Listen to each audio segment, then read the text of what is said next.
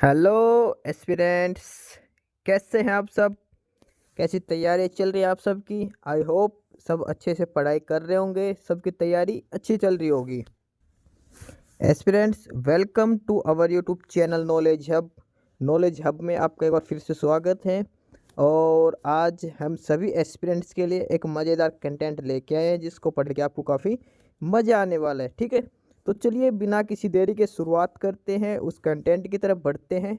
और वीडियो के लास्ट तक बने रहिए। और अगर आप चैनल पर नए हैं तो चैनल को सब्सक्राइब जरूर करिए। वीडियो को लाइक करते हुए चलिए आगे बढ़ते हैं, अपना कंटेंट शुरू करते हैं।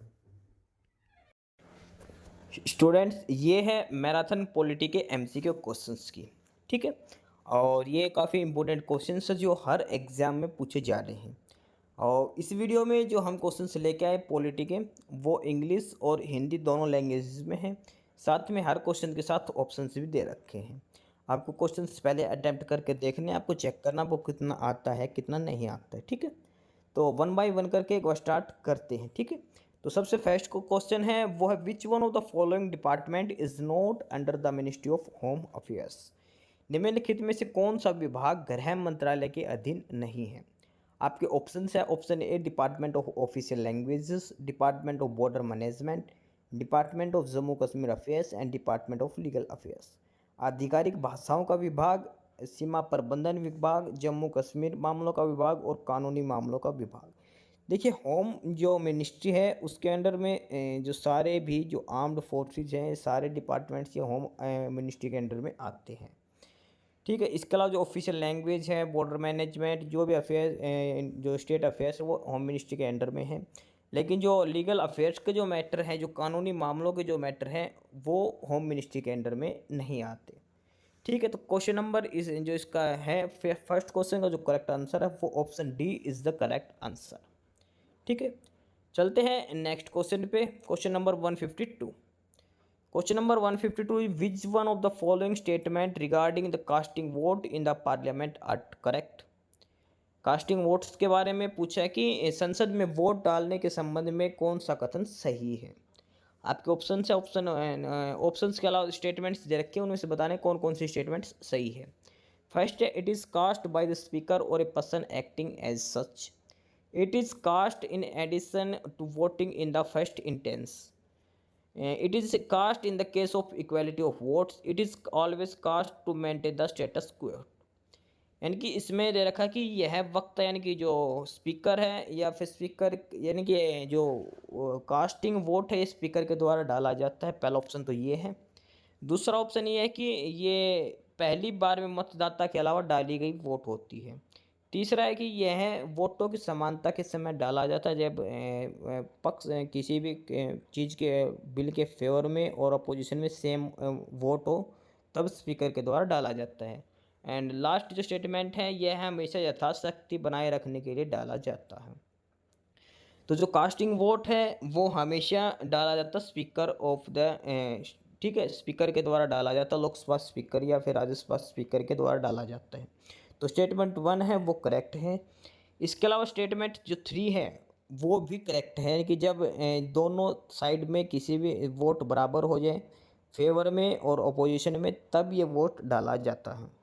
ठीक है, तो स्टेटमेंट 1 और 3 दोनों करेक्ट हैं। ठीक है, तो क्वेश्चन नंबर जो 152 है इसका जो करेक्ट ऑप्शन है वो है option B is the correct, यानी कि 1 एंड 3 स्टेटमेंट है वो दोनों सही है। ठीक है, कास्टिंग वोट है ये बहुत बार पूछा जाता है, ये स्पीकर के द्वारा डाला जाता है और ये उस कंडीशन में डाला जाता है जब किसी भी बिल पर या किसी भी सब्जेक्ट पर जो वोट है फेवर में और अगेंस्ट में इक्वल हो जाए, तो उस टाइम फाइनल डिसीजन लेने के लिए स्पीकर के द्वारा वोट डाला जाता है। क्वेश्चन नंबर 153, थर्ड क्वेश्चन है इक्वलिटी बिफोर लॉ और equal protection of law with in the territory of India is guaranteed under which one of the following article of the constitution. यानी कि ये है कि कानून के समक्ष समानता या भारत के भीतर कानून की समानता सुरक्षा की गारंटी भारत के संविधान के किस अनुच्छेद के तहत दी गई है। तो इक्वालिटी बिफोर लॉ वो आर्टिकल 14 के अंदर दी गई है। इक्वालिटी बिफोर लॉ आर्टिकल 14 के अंदर दी गई है। तो क्वेश्चन नंबर 3 का जो फर्स्ट आंसर है option A article 14 is the correct answer. Next है क्वेश्चन नंबर 4। और वो है legal positivism theory was developed by. कानूनी प्रत्यक्षवाद थ्योरी किसने दी थी? T H. Green, Thomas Hobbes, John Austin और पैट्रिक डेवलिन। तो ये दी गई थी जॉन ऑस्टिन के द्वारा। Option C is the correct answer, legal positivism. ठीक है, कानूनी प्रत्यक्षतावाद के लिए। नेक्स्ट क्वेश्चन है क्वेश्चन नंबर 155 और यह है कि who among the following said that democracy means A system of government by consent. ये किसने कहा था कि लोकतंत्र का अर्थ है सहमति से सरकार की प्रणाली? ऑप्शन ए है जॉन लॉक, ऑप्शन बी है जे.एस. मिल, ऑप्शन सी है जेरेमी बेंथम और ऑप्शन डी है जे.जे. रूसो। तो इसका जो करेक्ट आंसर है क्वेश्चन नंबर 155 का वो है J J. Rousseau. Option D is the correct answer. Next question है M Punchhi commission on central state relation has recommended the disposal of a bill reserve for the consideration to the union executive within. M Punchhi जो commission है वो केंद्र राज्यों के संबंध पर केंद्रीय कार्यकारिणी के विचार के लिए आरक्षित विधेयक को निपटाने की सिफारिश करता है। यानी कि जो सबसे पहले इसमें क्वेश्चन बनता है, जो पुंछी जो आयोग है, पुंछी कमीशन, वो किससे रिगार्डिंग है? स्टेट एंड सेंटर के रिलेशन से। और उसके ये पूछा है कि उसने जो इसने रिकमेंडेशन दी थी कमीशन ने कि कोई भी बिल है वो डिस्पोज ऑफ हो जाएगा अगर वो यूनियन जो केंद्र के पास एक फिक्स टाइम के लिए अगर रहता है तो वो टाइम पीरियड बता दें कितने टाइम तक अगर रहता है, तो मैक्सिमम 6 मंथ्स रहता है। कोई भी अगर कुछ भी हो, अगर आपको ऑप्शन में कन्फ्यूजन लगे तो 6 मंथ एक प्रॉपर ऑप्शन है जहाँ पे आप निशान लगा के आ सकते हो। ठीक है, उसके बाद question number 157 which one of the following statement with regard to the creation of a new state or alteration of boundaries of state is correct? An amendment has to be moved in the parliament under article 368 of the constitution of India. Ratification by one half of the state is necessary after the amendment is made by the parliament. Statement 3 है the legislation can be passed by a simple majority of both houses of parliament. Select the correct answer. Question है कि नए राज्यों की निर्माण के संबंधित में कौन सा कथन सही है? नए राज्य के निर्माण के कथन में कौन सा कथन सही है? भारत के संविधान के अनुच्छेद 368 के तहत संसद में एक संशोधन किया जाना है। दूसरी स्टेटमेंट है संसद द्वारा संशोधन किए जाने के बाद एक से अधिक आधे से राज्यों द्वारा संरक्षण आवश्यक है। संसद के दोनों सदनों में बहुमत से कानून पास किया जा सकता है। तो इसमें जो स्टेटमेंट थर्ड स्टेटमेंट है संसद के दोनों सदनों के बहुमत से कानून पारित किया जा सकता है। ये स्टेटमेंट 3 सही है। Option C is the correct answer. Next question है कि पंचायती राज सिस्टम के रिगार्डिंग कौन सी स्टेटमेंट सही है? Which of the following statement about the Panchayati Raj system are correct? Option इसमें स्टेटमेंट्स दिखा रखी 4, कौन सी स्टेटमेंट सही है? All seats in panchayat Raj are filled by person chosen by direct elections. The Gram Sabha consists of persons registered in the village electoral rolls. The chairperson of Panchayat elected in accordance with the law posted by each state. All states in India have a 3-tier system of panchayat. यानी कि ग्राम पंचायत की सभी सीटें प्रत्यक्ष चुनाव द्वारा चुने गए व्यक्तियों द्वारा भरी जाती है।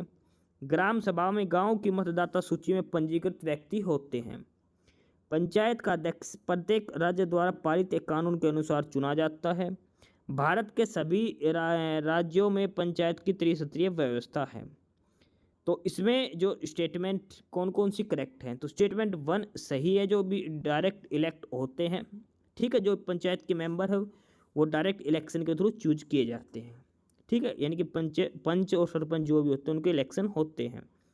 सेकेंड है कि ग्राम सभा जो है उनमें गांव के सभी मतदाताओं की सूची में पंजीकृत व्यक्तियों के नाम होते हैं। जो वोटिंग जो लिस्ट होती है, इलेक्टोरल रोल होता है, उसमें सभी लोग उन लोगों के नाम होते हैं जिनका वोट के लिए रजिस्टर किया गया है।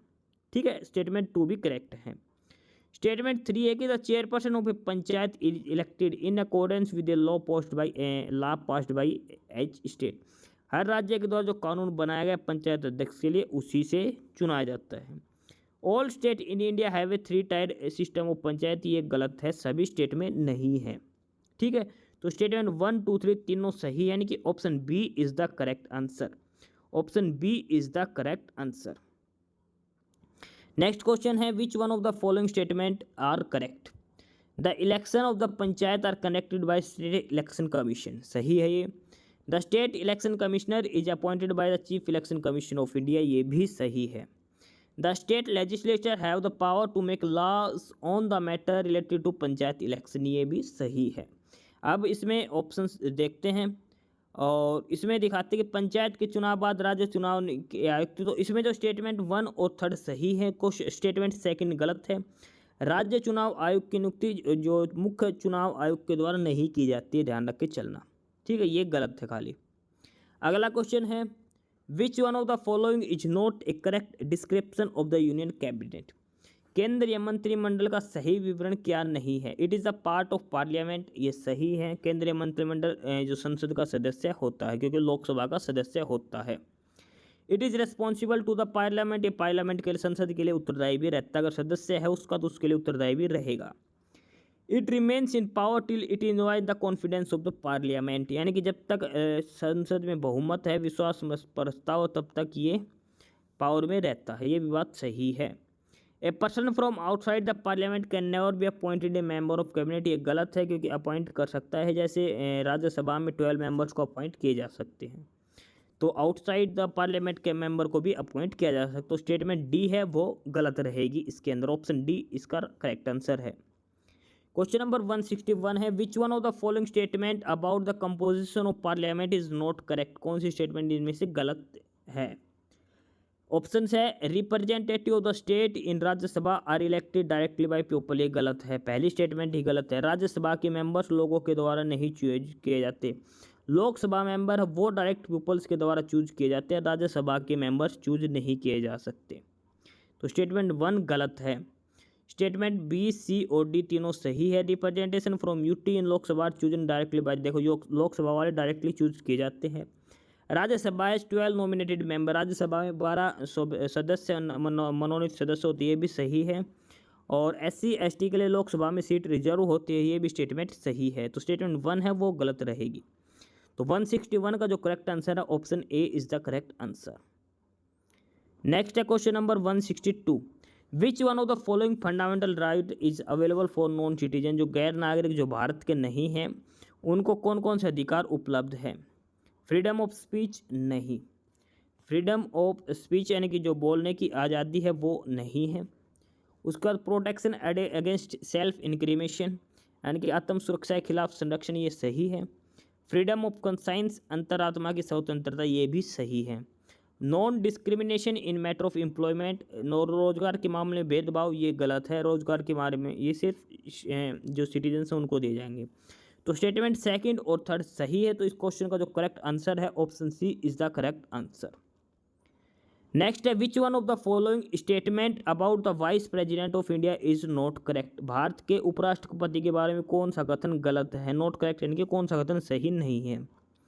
He is not eligible for री इलेक्शन, ये बात गलत है। उपराष्ट्रपति चाहे कितनी भी बार चूज हो सकता है, वो री इलेक्शन के लिए एलिजिबल होता है। तो पहली स्टेटमेंट इन्होंने गलत दे रखी है। सेकंड वन है he not must not be less than 35 years, minimum जो एज है वाइस प्रेसिडेंट के लिए मिनिमम 35 ईयर्स एज दे रखी है, सही है। He is elected by members of N electoral college consisting of member of both house of parliament, वह निर्वाचन मंडल के सदस्य द्वारा चुने जाते हैं जिसमें संसद के दोनों सदनों के सदस्य होते हैं। ठीक है, ये स्टेटमेंट भी सही है। लास्ट है each term of office is 5 year, उपराष्ट्रपति 5 साल के लिए होता है, ये भी सही है। सिर्फ स्टेटमेंट 1 है जब वो गलत है, तो ऑप्शन करेक्ट हो जाएगा, option A is the correct answer. Next है क्वेश्चन नंबर 164 है which one of the following is not a feature of centralization, केंद्रीयकरण का कौन सी एक विशेषता नहीं है। नेशनल यूनिटी, सही बात है। नेशनल यूनिटी का मतलब सारी सत्ता में एक जगह रहेगी, यूनिटी रहेगी। यूनिफॉर्मिटी, समानता रहेगी। प्रोस्पेरिटी रहेगी, लिबर्टी नहीं रहेगी। ऑप्शन डी इसका गलत हो जाएगा, लिबर्टी नहीं रहेगी। ठीक है, क्वेश्चन नंबर नेक्स्ट है और इसमें है कि article 231 of the constitution of India grants power to establishment a common high court for 2 और मोर स्टेट्स। 2 यानी कि आर्टिकल 231 एक पावर देता है भारत के संविधान को कि 2 या 2 से अधिक स्टेट या यूटी का एक हाई कोर्ट हो सकता है। तो कौन ये पावर देती है टू द पार्लियामेंट को, ठीक है। पार्लियामेंट को ये अधिकार देती है कि कोई भी हाई कोर्ट वो 2 या 2 से ज़्यादा स्टेट या यूटी का कॉमन हाई कोर्ट हो सकता है। ये आर्टिकल 231 संसद को ये शक्ति देता है, ठीक है। तो 165 का ऑप्शन हो जाएगा, option A is the correct answer, parliament संसद is the correct answer. Next है 166, which one of the following motions can not be made while introducing an ordinary bill in the parliament.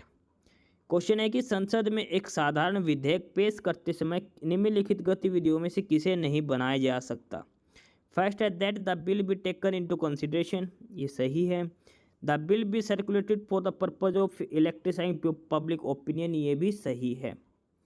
और statement third है कि that the bill be refer to a selected committee, ये भी जाएगा। The bill be refer for a joint committee of the house without concurrence of the other house, ये गलत रहेगा। Joint seating direct ऐसे नहीं होती, ठीक है। तो 166 का जो है ऑप्शन डी वो सही हो जाएगा, क्योंकि ऑप्शन डी की जो स्टेटमेंट है वो गलत स्टेटमेंट दे रखी है, ठीक है। 167, which one among the following was eliminated by the 44th amendment act of the Indian, यानी जो भारत के संविधान में जो 44वां संशोधन हुआ था उसके द्वारा क्या समाप्त किया गया था। Right against exploitation, right of constitutional remedies, right of property, right of education. इसमें जो राइट ऑफ प्रॉपर्टी है उसको फंडामेंटल राइट से हटा दिया गया था और ये आर्टिकल 300A में जोड़ा गया था। तो 167 का आंसर है वो option C is the correct answer, right of property, इसको ख़त्म कर दिया गया था 167 जो 44th अमेंडमेंट के तहत।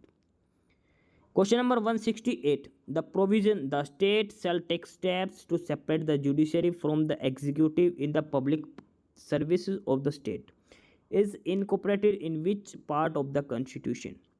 यानी एक प्रावधान है कि राज्य की सार्वजनिक सेवाओं में न्यायपालिका को कार्यपालिका से अलग करने के लिए राज्य कदम उठाएगा। ये संविधान के किस भाग में दिया गया, भाग 4 में दिया गया है, DPSP में दिया गया है, ठीक है।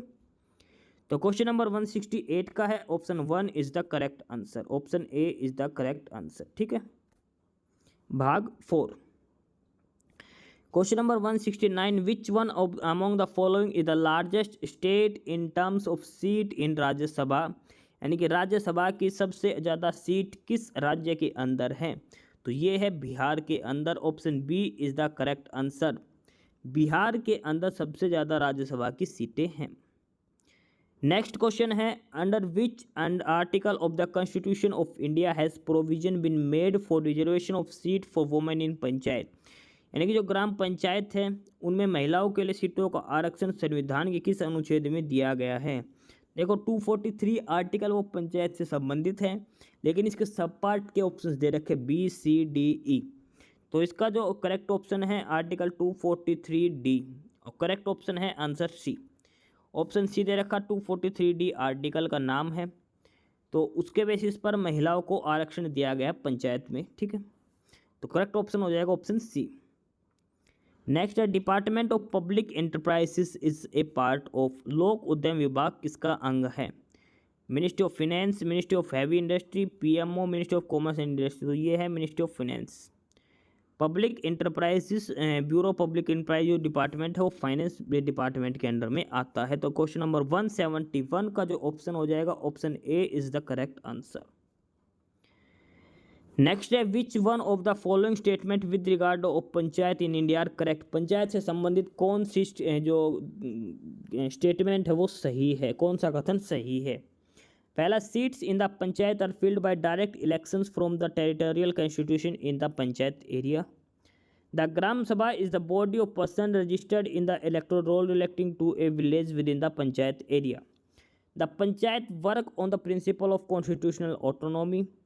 The state legislation may below endow the panchayat with the power and authority to enable them to function। तो इसमें जो स्टेटमेंट है, फर्स्ट स्टेटमेंट है कि जो पंचायत में जो सीटें हो डायरेक्ट इलेक्शन के द्वारा चूज की जाती है उनके द्वारा, तो statement 1 is the correct.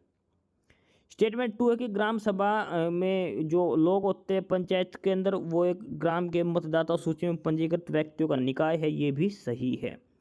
The panchayat work on the principle of constitutional autonomy, ये गलत स्टेटमेंट दे रखी है। ऑप्शन डी भी सही है, तो ऑप्शन जो सी है वो गलत है। स्टेटमेंट तीसरी गलत है, बाकी सारी स्टेटमेंट 1, 2 और 4 ये सही है। तो इसमें 1, 2 और 4 दे रखा ऑप्शन सी के अंदर, तो option C is the correct answer question number 172 का। अगला 173, which one of the following statement regarding Indian federal system are correct, निम्नलिखित में से भारतीय संघीय व्यवस्था के संबंध में कौन सा कथन सही है। All state have equal representation in the Rajya Sabha, ये गलत है। पहली स्टेटमेंट तो गलत है, राज्यसभा में इक्वल रिप्रेजेंटेशन नहीं है, ये गलत है। Consent of A state is not required for altering it's boundaries, ये सही है क्योंकि ये सारे डिसीजन संसद के द्वारा लिए जाते हैं। There is no dual citizenship in India, ये भी स्टेटमेंट सही है। भारत में सिंगल सिटीजनशिप है, डुअल सिटीजनशिप नहीं है।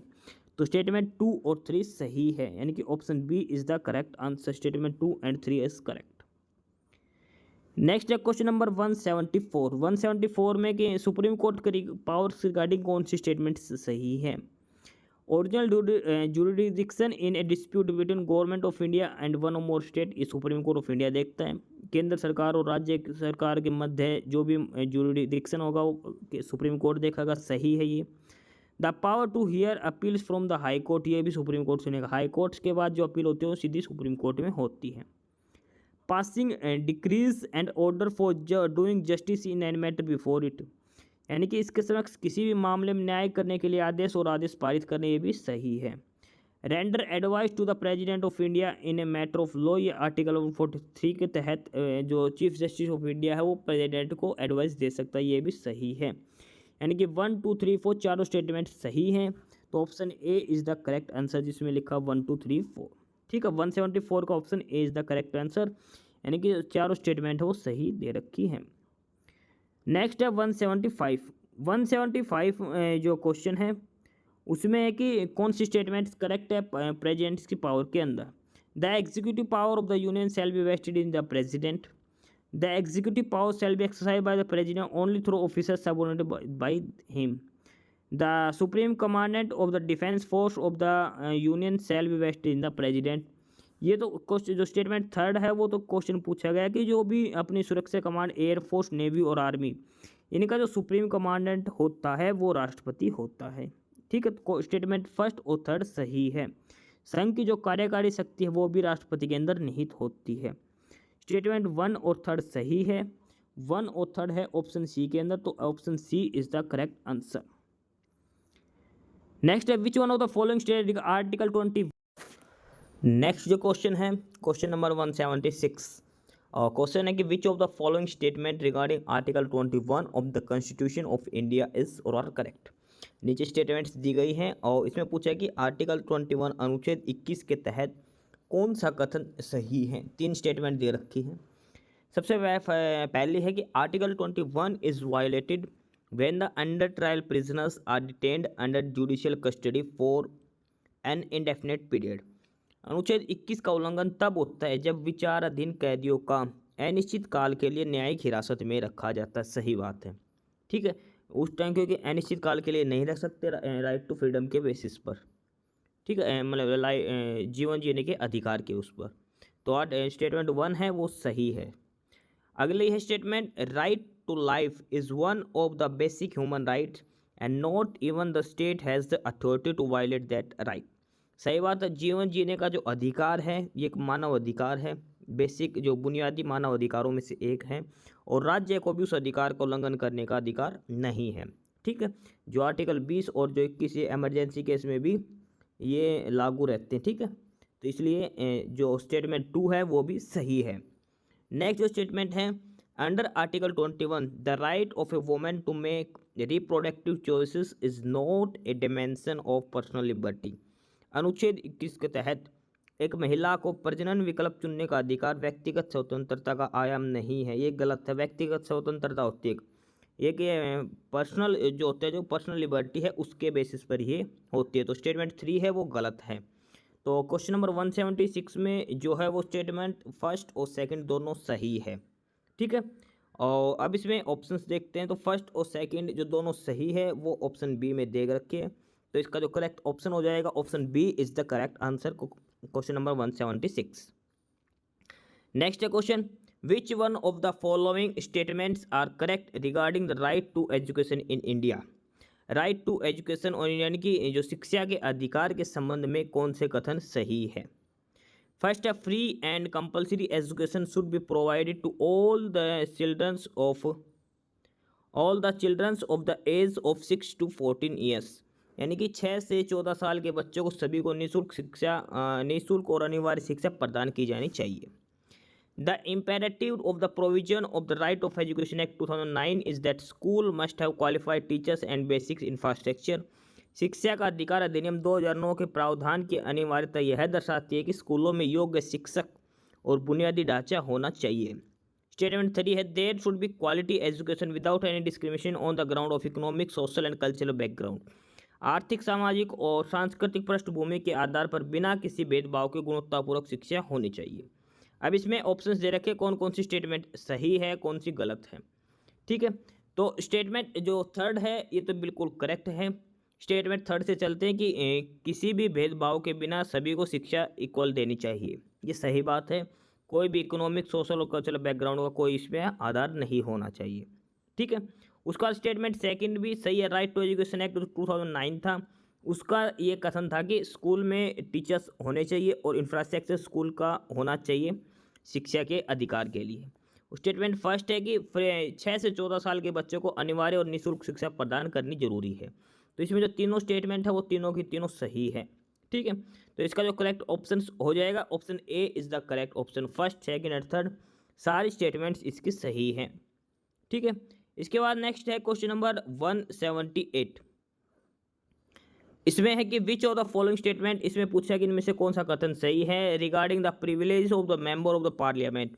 संसद के सदस्यों का जो विशेष अधिकार है उसके संबंध में कौन सा कथन सही है। पहला है कि privileges would not be fettered by the article 19A of the constitution of India. विशेष अधिकारों को भारत के संविधान के अनुच्छेद 19(1) के द्वारा बंधन नहीं किया जाना चाहिए। ठीक है, उसके बाद है कि privileges must be read subject to the article 2022 and article 32 of the constitution of India. विशेष अधिकार को भारत के संविधान के अनुच्छेद 20 से 22 और 32 के अधीन पढ़ा जाना चाहिए। अगला है कि immunity is available in relation to both civil and criminal prosecutions. दीवानी और आपराधिक अभियोजन दोनों के संबंध में उन्मुक्ति उपलब्ध है। लास्ट ऑप्शन है, immunity is available in relation to freedom of speech even in his or her private और पर्सनल कैपेसिटी। उसके निजी या व्यक्तिगत क्षमता में बोलने का संबंध में प्रतिरक्षा उपलब्ध है। इसमें देखिए जो विशेष अधिकार होते हैं संसद में उनको 19A के तहत नहीं रखा जाता, स्टेटमेंट सही है। 19A का जो उस पर विशेष अधिकार है उनका 19A से कुछ लेना देना नहीं होता, उसमें नहीं आता, तो स्टेटमेंट 1 करेक्ट है। स्टेटमेंट सेकंड दे रहे कि विशेष अधिकार आर्टिकल 20 से 21 और जीवन जीने का अधिकार उसमें भी सही है, और आर्टिकल 32 जो रिट्स है वहाँ पे भी दिया गया है। ठीक है, उसके बाद है कि इम्यूनिटी की जो प्रतिरक्षा होती है वो सिविल और क्रिमिनल नहीं, ये गलत है। प्रतिरक्षा सिविल के मामलों में हो सकता है, क्रिमिनल केसेस में नहीं रहेगी, तो स्टेटमेंट थर्ड इसकी गलत है। और स्टेटमेंट 4 है, immunity is available in relation of freedom of speech in his personal और प्राइवेट कैपेसिटी, ये भी सही है। तो स्टेटमेंट फर्स्ट, सेकंड और थर्ड तीनों फर्स्ट, सेकंड और फोर्थ तीन सही हैं। Statement number third is the wrong. तो इसमें जो फर्स्ट, सेकंड और फोर्थ का जो ऑप्शन है वो ऑप्शन ए है, तो इसका जो करेक्ट ऑप्शन हो जाएगा ऑप्शन ए, यानी कि स्टेटमेंट 1, 2 और 4 सही है। ठीक है, इसके बाद आगे है question number 179। Which one of the following statement regarding freedom to manage religious affairs as per the constitution of India is not correct। इनमें से भारत के संविधान के अनुसार धार्मिक मामलों के प्रबंधन की स्वतंत्रता के संबंध में कौन सा कथन सही नहीं है, हमें गलत कथन बताना है। पहला है कि every religious denomination should have the right to manage its own affair in matter of religion except in minor communities. कुछ छोटे समुदाय को छोड़कर प्रत्येक धार्मिक समुदाय को धर्म के मामलों में अपने मामलों को प्रबंध करने का अधिकार होगा, स्टेटमेंट गलत है। पहली ही स्टेटमेंट गलत है इसमें। अगला है कि every religion or any section there of shall have the right to own and acquire movable and immovable property, सही है। हर धर्म को चल और अचल संपत्ति रखने का अधिकार दे रखा है। Every religious community has the right to establish and maintain institution for religious and charitable purpose, statement सही है। कि प्रत्येक धर्म को अधिकार है कि वो अपने कुछ भी जो चैरिटी वगैरह धार्मिक स्थल बना सकती हैं। लास्ट है every community has the right to manage its own affair in matter of religious, ये भी सही है, अपने धर्म के मामले का प्रबंध करने का खुद अधिकार है। इसमें सिर्फ स्टेटमेंट ए है जो वो गलत है, बाकी सारे स्टेटमेंट सही है। तो ऑप्शन हो जाएगा A is the correct answer 179 का। ठीक है, उसके बाद अगला क्वेश्चन है 180 दे रखा है कि which one of the following statement relating to protection against arrest and detention of individual under article 22 is not correct. Article 22 के तहत कौन सी स्टेटमेंट इसमें गलत है जो किसी भी व्यक्ति को गिरफ्तार और हिरासत की सुरक्षा से संबंधित है? पहला है कि no person who is arrested shall be detained in custody without being informed on the ground of such arrest. यानी गिरफ्तार किए व्यक्ति को ऐसे गिरफ्तार मतलब तब तक हिरासत में नहीं रखा जाएगा जब तक उसको गिरफ्तारी का कारण नहीं बताया जाएगा। स्टेटमेंट 1 सही है, यानी कि जो भी व्यक्ति को अरेस्ट करोगे उसको पहले रीजन देना होगा किस वजह से आपको अरेस्ट कर रहे हैं। स्टेटमेंट 2 है no person shall be denied the right to consult and be defend by a legal practitioner of his or her choice, यानी कि उसको अपनी पसंद के कानूनी व्यवसाय से परामर्श करने और बचाव के अधिकार से वंचित नहीं किया जाएगा। यानी कि वो किसी भी लीगल एडवाइजर की सहायता ले सकता है, उसको इस अधिकार से वंचित नहीं किया जाएगा, जो भी अपराध है जो भी है, ठीक है, जो भी पेटिशन है। ये स्टेटमेंट सेकंड भी सही है। थर्ड है कि every person who is arrested and detained in custody shall be produce before the nearest magistrate within a period of 1 week. 1 week नहीं होता, विद इन 24 आवर्स आपको करना होता है। ठीक है, स्टेटमेंट थर्ड इसमें गलत है, इसमें 1 वीक की जगह 1 डे होता है 24 आवर्स के लिए।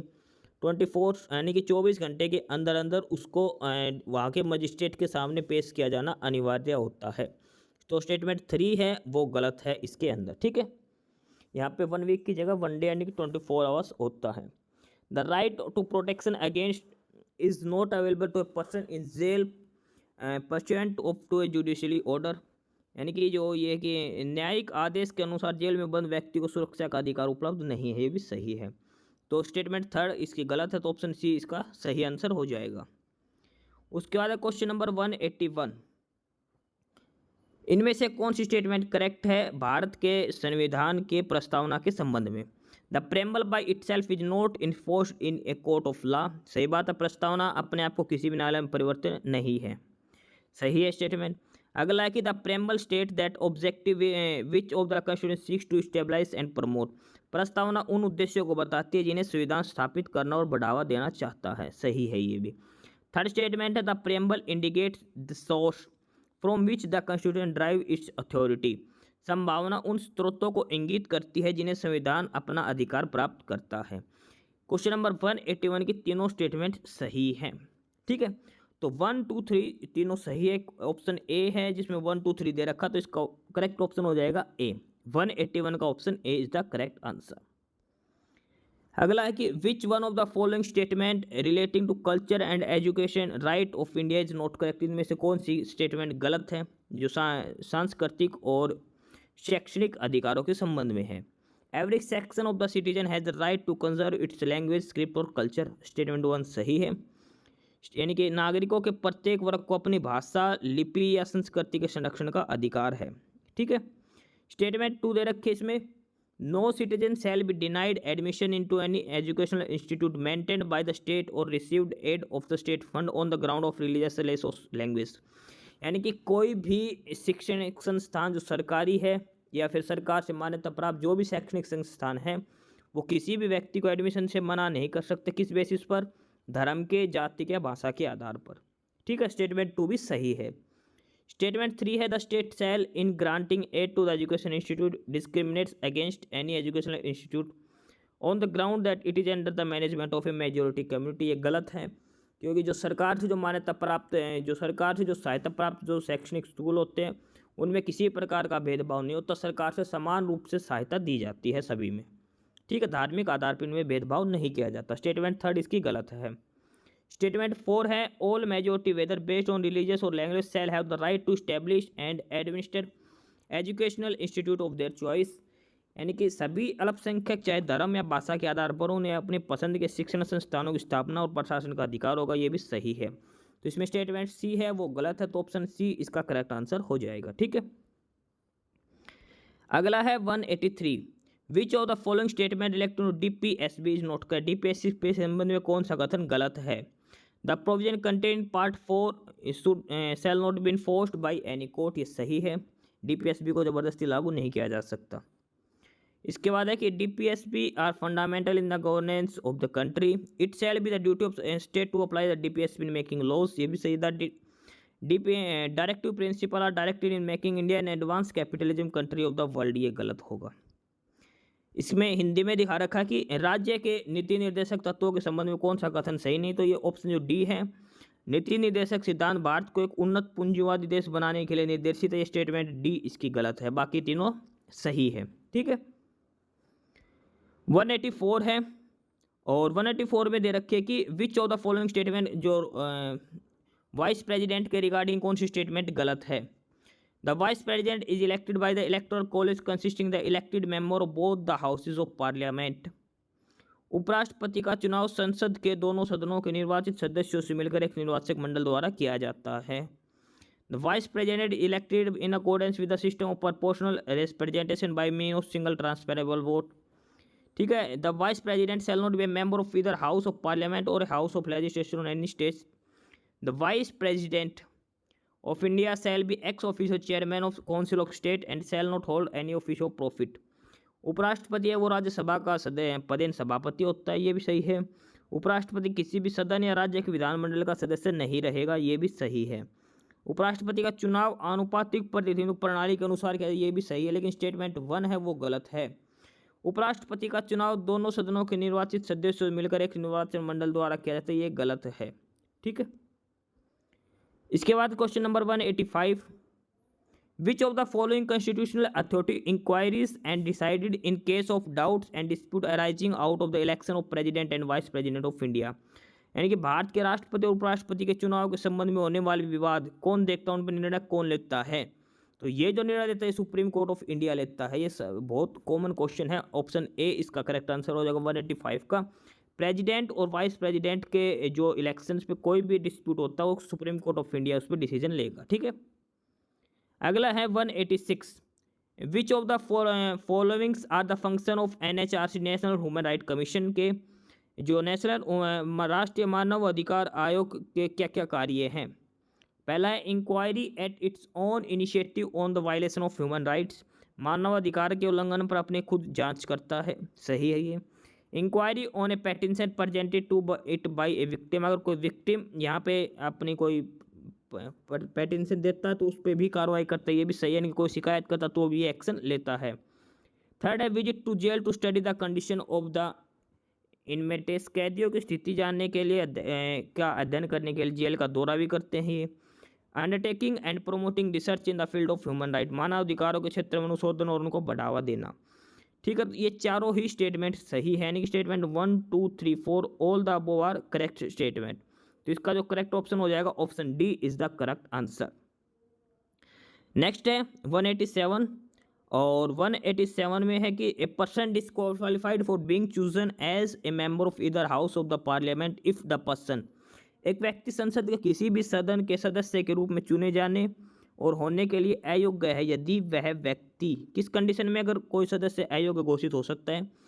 फर्स्ट है hold any office of profit under the government of India, और किसी भी स्टेट में, तो ये भी सही है। अगर वो किसी भी स्टेट में या फिर कहीं भी भारत सरकार या किसी राज्य में कोई भी लाभ का पद धारण करता है तो उसको अयोग्य घोषित किया जा सकता है। ठीक है, इसके अलावा कि it is an undischarged insolvent, एक अनुमोचित दिवालिया हो चुका हो, सही है ये भी बात। Is so disqualified under 10th schedule of the 10वीं जो अनुसूचित दल बदल के आधार पर भी उसको कर दिया जाता है। अगर वो दल बदल करता है तो उसके आधार पर भी उसकी सदस्यता रद्द की जा सकती है। ठीक है, लास्ट है कि is to unsound mind and stand to be declared a competent court, यानी कि उसको पागल घोषित कर दिया जाता है। तो चारों स्टेटमेंट सही है, अगर ये चारों स्टेटमेंट में कुछ भी है तो उसको सदस्यता रद्द की जा सकती है, यानी कि statement 1 2 3 4 all the above are correct statement. तो ये 1 2 3 4 ये दे रखिए ऑप्शन बी में, तो ऑप्शन बी इसका करेक्ट आंसर हो जाएगा। नेक्स्ट है और वो है कि according to the election commission of India, in order to recognize a national party, a political party must be treated as recognized political party in how many state. यानी कि किसी भी पार्टी को एक राष्ट्रीय पार्टी का दर्जा देने के लिए उसको कितने राज्यों में कम से कम राजनीतिक दल की मान्यता प्राप्त होनी चाहिए, तो उसको एटलीस्ट 4 स्टेट्स, 4 राज्यों में कम से कम उसको मान्यता प्राप्त होनी चाहिए, तभी उसको राष्ट्रीय पार्टी का दर्जा मिलेगा।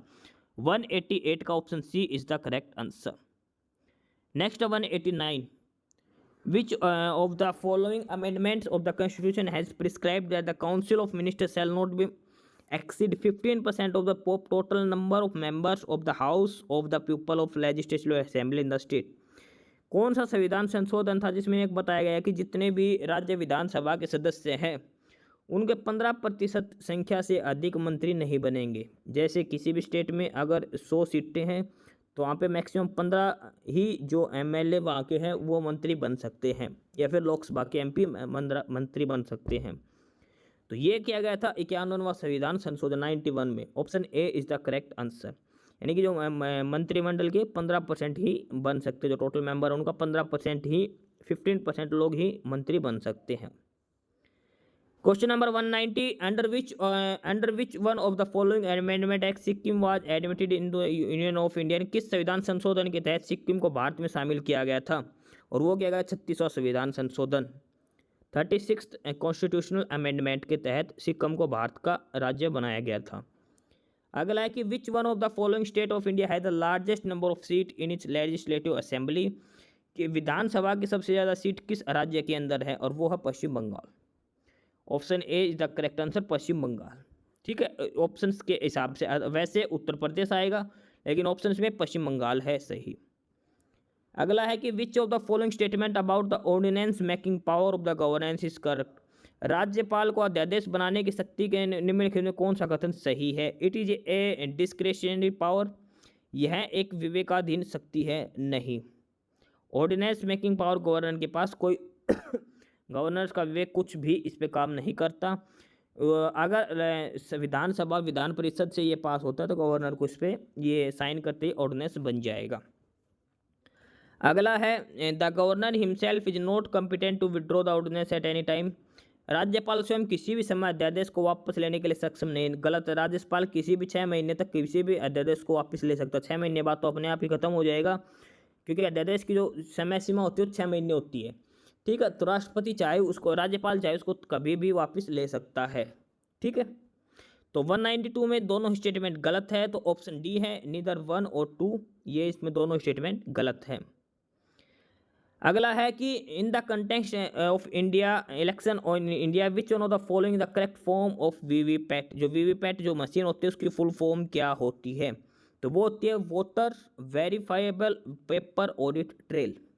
ऑप्शन सी इसका करेक्ट है, voter verifiable paper audit trail, ये इसका करेक्ट ऑप्शन हो जाएगा। ठीक है, voter verifiable paper audit trail is the correct answer. Verifying दे रखा, वेरीफाइंग नहीं आएगा, वेरीफाइबल आएगा, पेपर आएगा, पोल नहीं आएगा, तो ऑप्शन सी इसका करेक्ट आंसर हो जाएगा। वीवीपैट की फुल फॉर्म जरूर याद रखना, voter verified paper audit trail इसका करेक्ट आंसर हो जाएगा।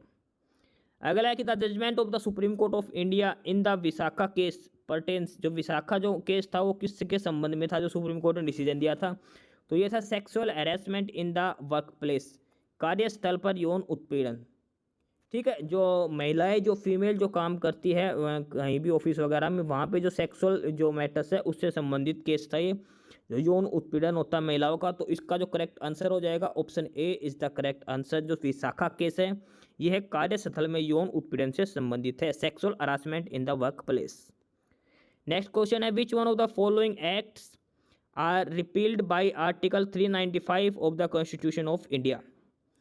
भारत के कौन सा अधिनियम भारत के संविधान के अनुच्छेद 395 द्वारा निरस्त किया गया था, और ऑप्शन है the government of India act 1935, the Indian independence act 1947, the abolition of privilege council jurisdiction act 1949, the government of India act 1999।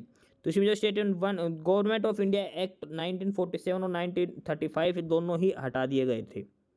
ठीक है, तो 1 और 2 जो फर्स्ट एंड सेकंड जो स्टेटमेंट है ये दोनों हटाए गए थे, 2 एक्ट है जो हटाए गए थे, तो ये ऑप्शन ए में दे रखा है कि फर्स्ट एंड सेकंड दोनों ही हटाए गए थे। भारतीय स्वतंत्रता अधिनियम 1935 और भारतीय स्वतंत्रता अधिनियम 1947 से दोनों ही हटा दिए गए थे अनुच्छेद 395 के द्वारा।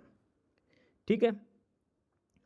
अगला कि on 26 November 1949 which one of the following provisions of the constitution of India come into effect. 26 नवंबर 1949 को भारत के संविधान में कौन सा प्रावधान लागू हुआ था? और इसमें ऑप्शंस दे रखे हैं। ए सिटीजनशिप यानी कि नागरिकता का, ये भी लागू हो गया था।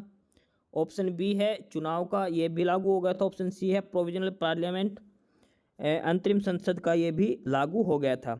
ऑप्शन डी फंडामेंटल राइट्स, ये लागू नहीं किए गए थे। फंडामेंटल राइट भारत के संविधान में लिखे गए थे, ये उस टाइम लागू नहीं हुए थे। 26 जनवरी 1950 को लागू हुए थे।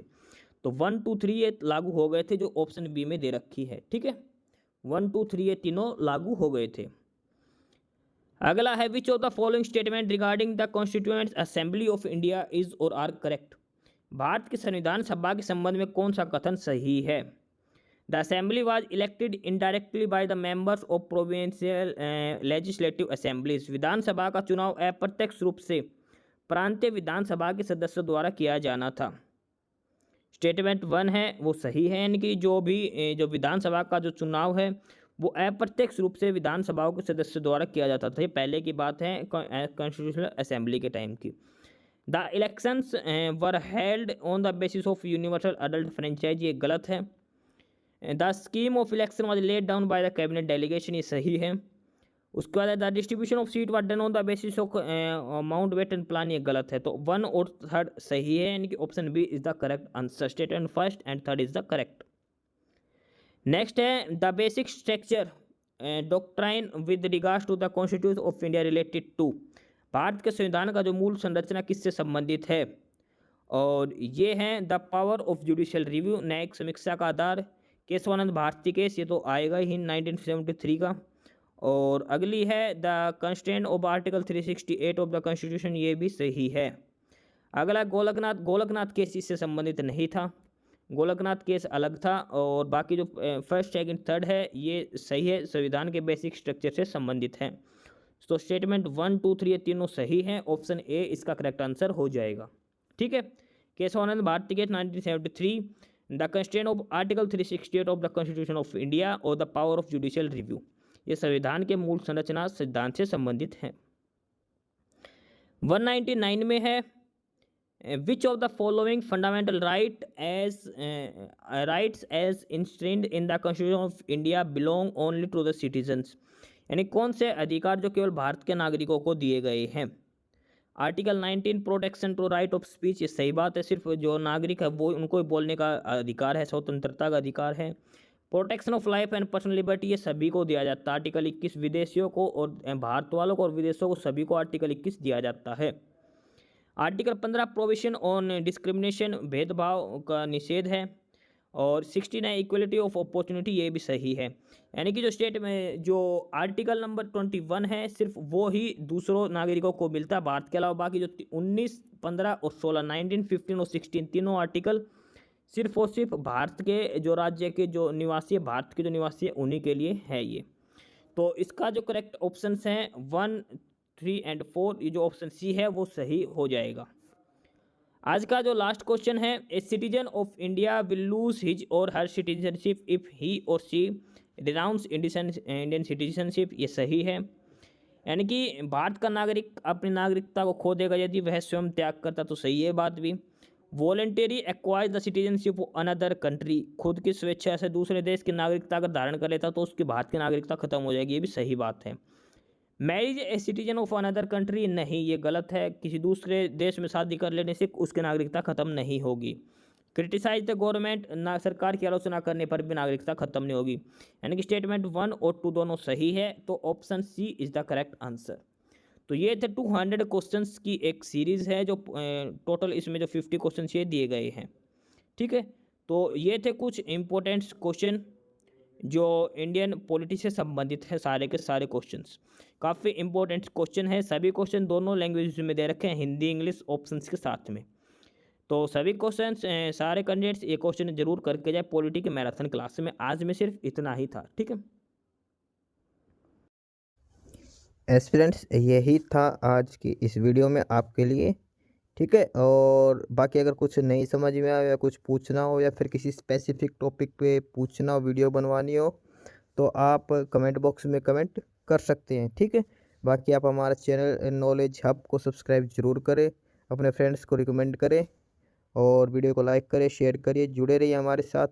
मिलते रहेंगे आपके साथ रोज़ रोज़ नए कंटेंट के साथ, नई अपडेट्स के साथ। ठीक है, और चैनल को शेयर ज़रूर करें अपने फ्रेंड्स के साथ।